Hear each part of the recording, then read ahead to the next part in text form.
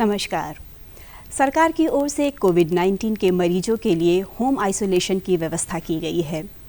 क्या है home isolation, किन किन बातों का ध्यान रखना चाहिए और क्या पात्रता होनी चाहिए, आज इन्हीं बिंदुओं पर चर्चा करने के लिए हमने अपने कार्यक्रम में आमंत्रित किया है राजेश शर्मा जी को।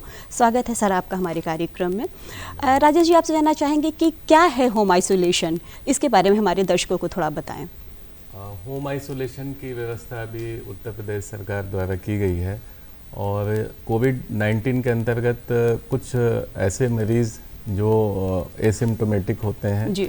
और कुछ पात्रता की शर्तें हैं, अगर वो पूरा करते हैं तो वो होम आइसोलेशन की जो निर्धारित अवधि है 10 दिन जी। वो 10 दिन के का होम आइसोलेशन अपने घर में, होम आइसोलेशन यानी अपने घर में अलग कमरे में अलग शौचालय इत्यादि का प्रयोग करते हुए रह सकते हैं और 7 दिन उनको अपने स्वास्थ्य की निगरानी करनी होगी, यानी 10 दिन और 7 दिन। 10 दिन होम आइसोलेशन और 7 दिन स्वास्थ्य की निगरानी के लिए ये होम आइसोलेशन की व्यवस्था है। जी, पात्रता क्या है, आप इसके बारे में बात करें। होम आइसोलेशन के लिए पात्रता है कि मरीज़ का जब पॉजिटिव में रिजल्ट आता है तो वो एसिम्प्टोमेटिक यानी उसमें कोई लक्षण नहीं होने चाहिए जी। जैसे खांसी ना हो, बुखार ना हो, सांस लेने में तकलीफ ना हो उसको, साथ ही साथ अन्य कुछ लक्षण जो सामने आते हैं जैसे डायरिया का है या उसको गंध नहीं मिल रहा है, स्वाद नहीं उसको मिल रहा है, इस तरह के कुछ और लक्षण जो सामने आते हैं वो ना हो।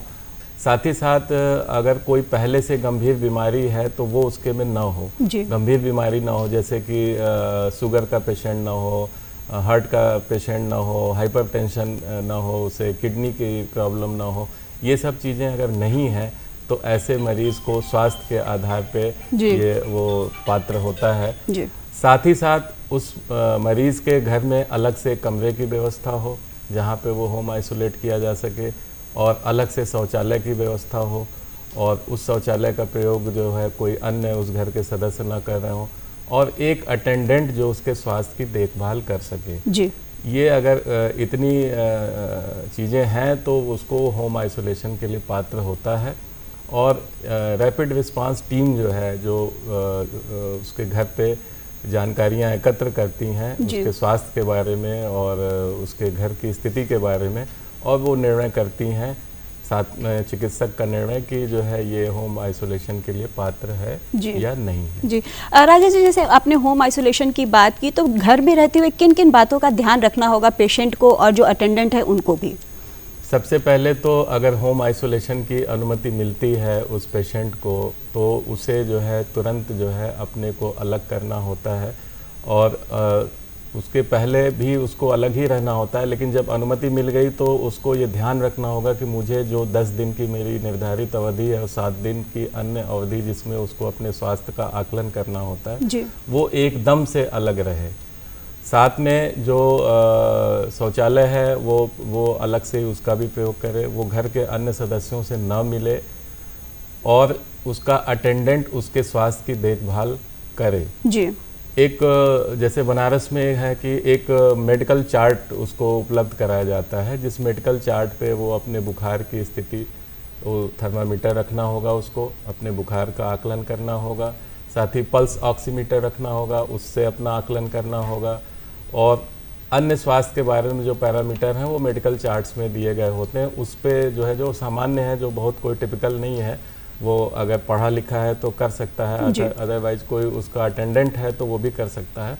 और वो मेडिकल चार्ट के बारे में जो वो आकलन अपने स्वास्थ्य का दिन भर करता है, दिन में 2 बार, तो उसको कोविड कमांड सेंटर जो यहाँ स्थापित है वहाँ पे इसकी सूचना देनी होती है।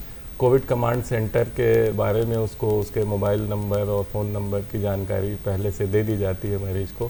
साथ ही जिस स्वास्थ्य केंद्र में वो आता है पेशेंट, उसका क्षेत्र जिस प्राथमिक स्वास्थ्य केंद्र में आता है उसका नंबर भी उस मरीज़ को, उसके अटेंडेंट को प्रोवाइड किया जाता है। वहाँ भी उसको अपने स्वास्थ्य की जानकारी देनी होती है। तो सबसे पहली बात तो यह है कि मरीज़ और उनके अटेंडेंट जो है वो दोनों जो है उस कोविड पॉजिटिव मरीज़ के स्वास्थ्य का आकलन होता रहे और उसकी जानकारी जो है संबंधित स्वास्थ्य केंद्र को और जो कमांड सेंटर है कोविड कंट्रोल कमांड सेंटर वहाँ पे दी जाती रहे।